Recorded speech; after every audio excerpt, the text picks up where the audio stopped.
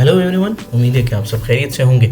आज हम अपनी सी शार्प की जो कोर्स आउटलाइन है जो हमने लास्ट क्लास में डिस्कस की थी, आज हम उसे स्टार्ट करने जा रहे हैं और ये हमारी सेकंड क्लास होगी सी शार्प से रिलेटेड। और जिन्होंने मुझे अभी इस वीडियो में ज्वाइन किया है, मेरी रिक्वेस्ट है कि आप प्लीज़ उस जो प्रीवियस वीडियो है उसे लाजमी देखें, क्योंकि हमने उसमें काफ़ी डिटेल जो है वो डिस्क्राइब किया था। हम जिस कोर्स आउटलाइन को बेसिकली स्टार्ट करने जा रहे हैं सी शार्प की, उससे रिलेटेड। मैं हूं आपका इंस्ट्रक्टर यासीन अहमद और मेरा 10 इयर्स का जो है वो डेवलपमेंट का एक्सपीरियंस है और मैं आपको ये कोर्स जो है वो पढ़ाने जा रहा हूं। हम पूरी कोशिश करेंगे कि ये कोर्स बिल्कुल स्क्रैच से स्टार्ट किया जाए और हम इसको जो है वो एडवांस लेवल में विंडोज़ एप्लीकेशन डेवलपमेंट तक इसको हम लेके जा सकें। तो मेरी आपसे रिक्वेस्ट है कि जिस तरह से मैं आपको बताता रहा हूँ, जिस तरह से मैं आपको इंस्ट्रक्ट करता रहा हूँ, आप उसे लाजमी फॉलो करते रहें, प्रैक्टिकल साथ साथ करते रहें ताकि आपकी प्रैक्टिस बनी रहे। और जिन्होंने अभी तक मेरे चैनल को सब्सक्राइब नहीं किया, मेरी आपसे रिक्वेस्ट है कि प्लीज़ हमारे चैनल को सब्सक्राइब करें, बेल आइकन को लाजमी प्रेस करिएगा ताकि जितनी भी न्यू वीडियोस हैं हमारी आने वाली इस कोर्स से रिलेटेड वो आपको बैक टू बैक जो है वो मिलती रहें। और शेयर करें हमें अपने फ्रेंड्स के साथ, अपने रेफरेंस ग्रुप्स में शेयर करें, अपने जो भी स्टूडेंट्स हैं उनके साथ शेयर करें ताकि ज़्यादा से ज़्यादा लोग इससे जो है वो फ़ायदा उठा सकें। इससे रिलेटेड कोई भी क्वेश्चन हो आपका, मेरे जो भी हम पढ़ा रहे होंगे, जो भी टॉपिक होगा या जो भी क्लास होगी उससे रिलेटेड आपका कोई भी क्वेश्चन होगा तो प्लीज़ आप जो है वो कमेंट में ज़रूर करिएगा। मैं पूरी कोशिश करूँगा कि टाइमली आपको जो है वो उसका अप्लाई कर सकूँ।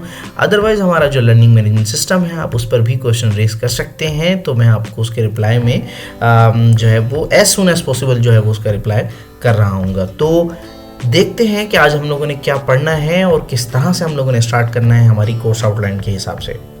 तो जनाब, लास्ट टाइम आपको हमने बताया था कि ये हमारी कोर्स आउटलाइन है जिसको हमने फॉलो करना है। तो हम आज जो स्टार्ट करने जा रहे हैं वो इंट्रोडक्शन से स्टार्ट करने जा रहे हैं।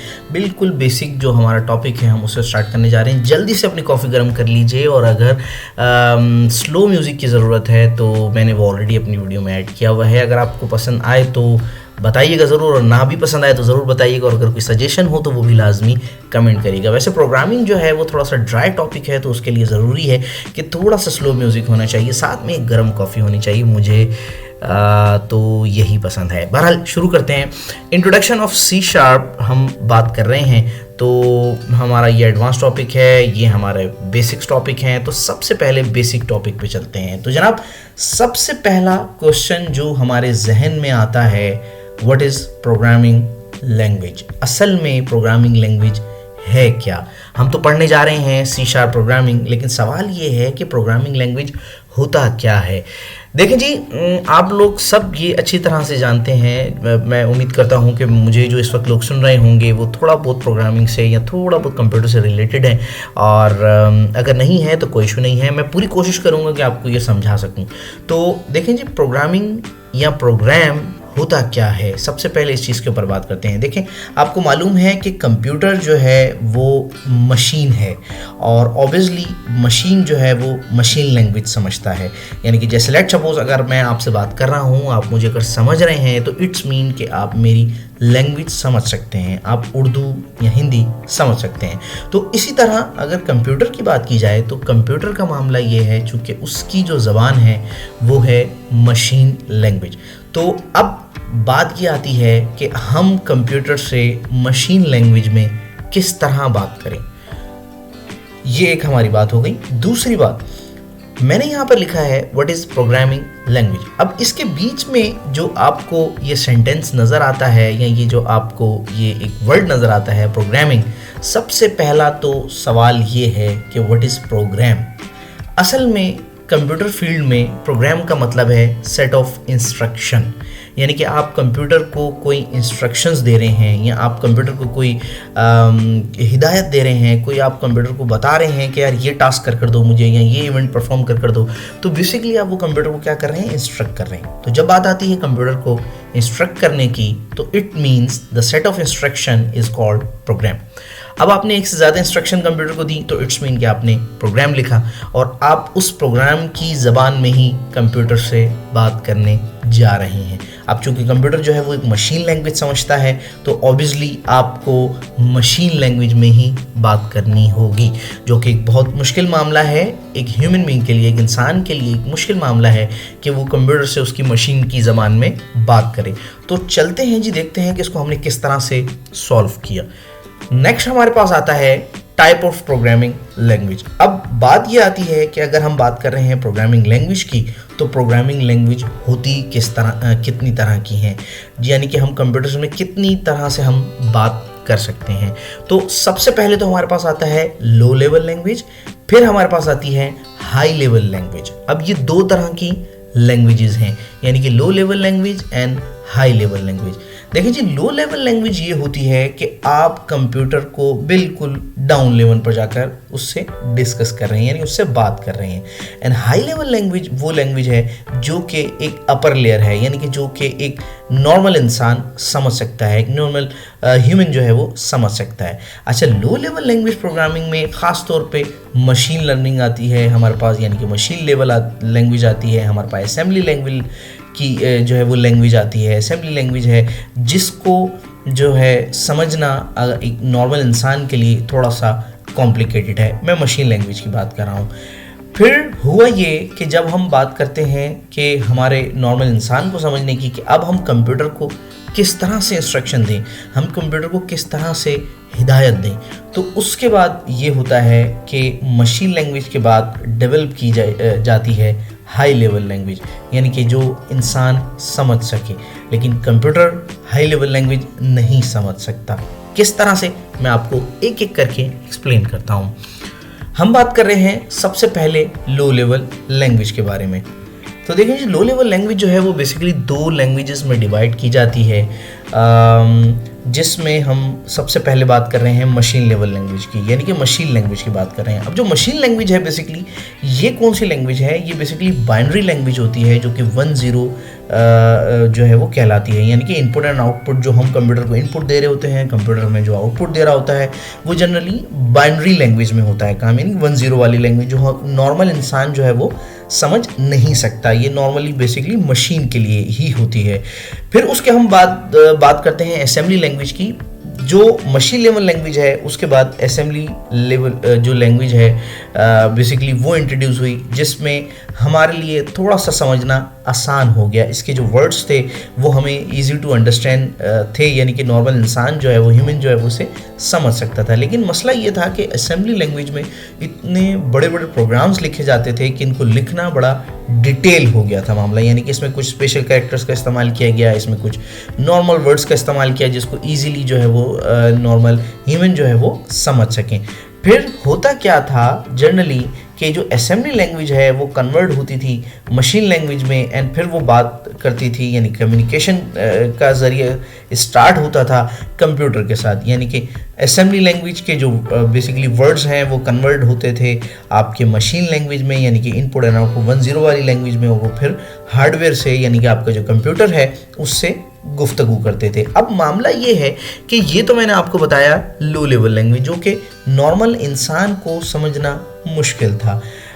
असेंबली लैंग्वेज का मसला ये था कि ये बेसिकली बहुत ही डिटेल्ड थी, यानी कि इसमें आपको बहुत ज़्यादा प्रोग्राम, लंबे या लेंथी प्रोग्राम लिखने पड़ते थे, तो ये एक बड़ा कॉम्प्लिकेटेड मामला था। नेक्स्ट हम बात करते हैं हाई लेवल लैंग्वेज के बारे में।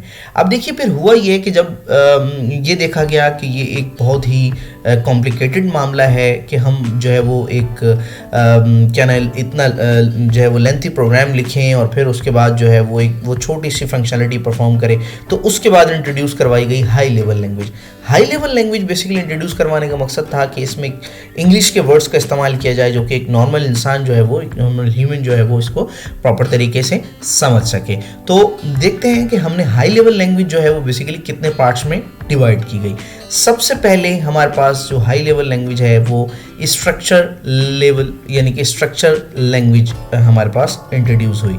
उसके बाद इसमें इन्हेंसमेंट की गई, और इन्हेंसमेंट करने की वजह ये थी कि जो स्ट्रक्चर लैंग्वेज थी हमारे पास बेसिकली वो हमारे पास मॉड्यूल्स में डिवाइड की गई थी, यानी कि आप यूँ समझ लें कि आपने एक प्रोग्राम लिखा और प्रोग्राम लिखने के बाद आपने उसको एक पर्टिकुलर मॉड्यूल्स में उसकी डिवीजन कर दी, तो ये हमारे पास बेसिकली स्ट्रक्चर जो है वो लैंग्वेज थी। तो देखिए जी, मॉड्यूल्स में डिवाइड करने का मकसद यहाँ पर ये है कि जैसे लेट सपोज आपने एक बहुत ही डिटेल प्रोग्राम लिखा जिसमें आपने अपने कोड को छोटे छोटे फंक्शंस में या छोटे छोटे मॉड्यूल्स में उसे तोड़ दिया। तो स्ट्रक्चर प्रोग्रामिंग लैंग्वेज बेसिकली क्या था कि आपका जो डिटेल कोड था, जो असेंबली लैंग्वेज के बारे में मैंने आपको बताया कि इसके लिए हमें प्रोग्राम बहुत लेंथी प्रोग्राम लिखने पड़ते थे। तो स्ट्रक्चर प्रोग्रामिंग ने हमें ये फ़ायदा दिया कि हमने उसी प्रोग्राम्स को उठाकर मॉड्यूल्स में तोड़ना शुरू कर दिया। फिर इसके बाद स्ट्रक्चर प्रोग्रामिंग को इन्हेंस करके प्रोसीजरल प्रोग्रामिंग लिखी गई, जिसमें सारा काम जो है वो बेसिकली प्रोसीजर्स के थ्रू होता था। यानी कि आप यूँ समझ लें कि एक प्रोग्राम जो है वो किसी एक मेन प्रोग्राम के अंडर जो है वो उसकी एग्जीक्यूशन होगी, यानी कि छोटे छोटे हमने उसको प्रोसीजर्स में उसको हमने डिवाइड कर दिया। इसमें हमारे पास कोड जो है वो मज़ीद जो है वो रिफाइन होना शुरू हुआ। स्ट्रक्चर और प्रोसीजर में हमें ये फ़ायदा हुआ कि हमारी जो एरर हैंडलिंग है वो ईजी हो गई। यानी कि आपने जब उसको चंक्स में तोड़ा, यानी कि आपने उसको मॉड्यूल्स में तोड़ा, तो उसमें ये हुआ कि हमने बेसिकली जो भी हमारा प्रोग्राम था, किसी एक पर्टिकुलर फंक्शन में अगर हमें कोई बग्स मिलता था या कोई एरर मिलता था, हम उसको ईजिली रिजॉल्व कर सकते थे। फिर इन दोनों के बाद हमें मामला ये हुआ कि हमें जो हमारा कोड है उसकी रीयूजेबिलिटी, उसकी सिक्योरिटीज़ के इशू होने लगे। तो फिर उसके बाद इंट्रोड्यूस हुई ऑब्जेक्ट ओरिएंटेड प्रोग्रामिंग। अब ऑब्जेक्ट ओरिएंटेड लैंग्वेज का कॉन्सेप्ट बेसिकली ये था कि हमारे पास बेसिकली जितना भी हमारा ये प्रोग्राम है या हमारा कोड है वो बेसिकली ऑब्जेक्ट्स पर बेस करता है। यानी कि इसमें हमारे पास रीयूजेबिलिटी ऑफ कोड हुआ, इसमें हमारे पास कोड की जो है वो सिक्योरिटी का कंसर्न के बारे में हम बात करने लगे, इसमें हमारे पास कोड की एब्स्ट्रैक्शन, इसमें हमारे पास जो है वो यूँ समझ लें कि मल्टीपल शेप्स में हमने जो हमारे मॉड्यूल्स हैं उनका इस्तेमाल किया। तो सी शार्प बेसिकली हमारे पास जो है वो है वो हमारे पास ऑब्जेक्ट ओरिएंटेड वाले सेक्शन में रिलाई करती है। तो सी लैंग्वेज हमारे पास स्ट्रक्चर लैंग्वेज है, हमारे पास प्रोसीजर लैंग्वेज जो है वो हम नॉर्मली अगर कहें तो हम सी शार्प को प्रोसीजर लैंग्वेज भी कह सकते हैं, लेकिन जनरली हमारी प्रैक्टिस ये होती है, हमारी कोशिश ये होती है कि हम object oriented base C sharp में काम करें। ये तो जनाब थी जो मैंने आपको इंस्ट्रक्शन दी हैं, सारी डिटेल बताई हैं प्रोग्रामिंग के हवाले से। तो अब जो मेजर क्वेश्चन हमारे पास ये आता है जनाब कि हाई लेवल लैंग्वेज को कंप्यूटर आखिर अंडरस्टैंड जो है वो करता किस तरह से, यानी कि कंप्यूटर किस तरह से समझता है हमारे इंग्लिश के वर्ड्स को, जबकि ये तो एक नॉर्मल जो ह्यूमन है उसके लिए है। तो देखें जी, होता क्या है कि हमारे पास जो हाई लेवल लैंग्वेज है वो बेसिकली ट्रांसलेट की जाती है हमारी मशीन लैंग्वेज में। अब ये किस तरह से ट्रांसलेट की जाती हैं कि जनरली हमारे पास ट्रांसलेटर्स जो होते हैं वो दो होते हैं, एक हमारा कंपाइलर होता है, एक हमारे पास इंटरप्रेटर होता है। तो इन दोनों का एक मेजर डिफरेंस है। तो जनरली सी शार्प हमारे पास कंपाइलर का इस्तेमाल करती है हमारी जो हाई लेवल लैंग्वेज है उसको मशीन लेवल लैंग्वेज में कन्वर्ट करने के लिए। इसके बाद हमारे पास क्वेश्चन ये आता है कि भाई आपने अक्सर देखा होगा कि C#.NET आपने लिखा पढ़ा होगा, C#.NET आपने अक्सर देखा होगा, ASP.NET, VB.NET। तो सवाल ये आता है कि what is .NET। Basically .NET जो है वो एक फ्रेमवर्क है। फ्रेमवर्क क्या होता है, जनरली हमारे पास हमारे जो प्रोग्राम हैं, हमारा जो यूँ समझ लें कि हमारी जो प्रोग्रामिंग है, हमारी जो डेवलपमेंट है, उसे ईजी करने के लिए हमारे पास फ्रेमवर्क इंट्रोड्यूस करवाया जाता है। जैसे लेट सपोज मैं अगर आपसे ये कहूँ कि एक बहुत ही छोटी सी एग्जांपल दूँ मैं अगर आपको फ्रेमवर्क की, कि होता क्या है कि अगर आप एक यूँ समझ लेंगे आप डाइनिंग टेबल पर बैठे हुए हैं और आपके पास जो है वो एक पूरा जो है वो खाने का इंतज़ाम किया गया है जिसमें आपके पास मल्टीपल्स जो है वो डिशेस रखी गई हैं। अब होता क्या है कि आपको जो डिश रिक्वायर्ड होगी आप जनरली उस डिश को ईजिली एक्सेस कर लेंगे अपने खाने के लिए।